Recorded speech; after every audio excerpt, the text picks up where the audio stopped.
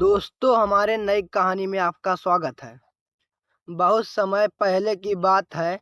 एक गांव था, शांत हरियाली से भरा, लेकिन वहां के लोग बहुत गरीब थे।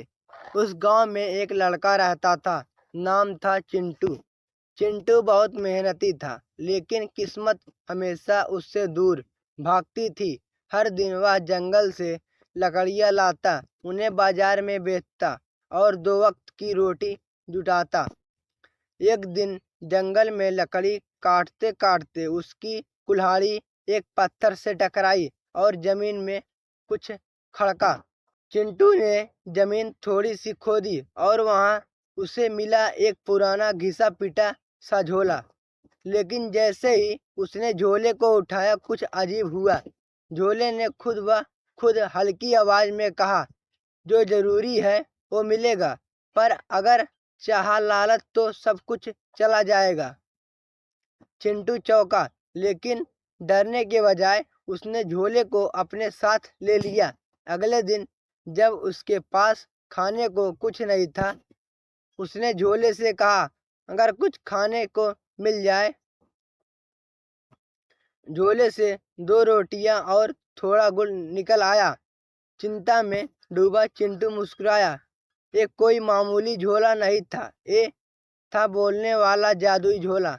अब रोज जब जरूरत होती, झोला उसकी मदद करता, सिर्फ जरूरत के हिसाब से। वक्त बीतता गया। चिंटू अब गांव के बच्चे को भी मदद देने लगा।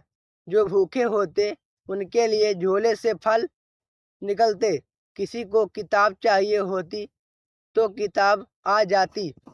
गांव वाले को हैरानी हुई। सब सोचने लगे कि चिंटू के पास जादू है, लेकिन किसी को सच नहीं पता था। एक दिन चिंटू से मिलने शहर का एक व्यापारी आया।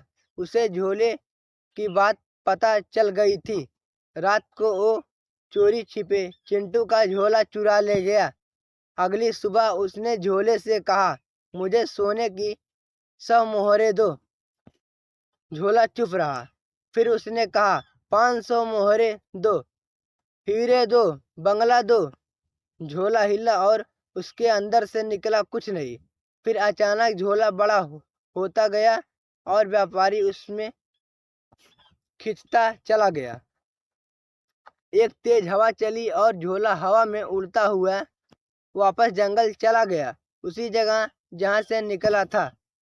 अगली सुबह चिंटू को झोला फिर से मिला, लेकिन इस बार झोले ने कोई आवाज नहीं की।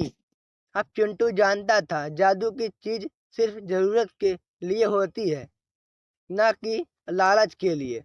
उसने झोले को अपने घर में एक साफ जगह पर रखा और वादा किया कि वह सिर्फ जरूरतमंदों के लिए इसका इस्तेमाल करेगा।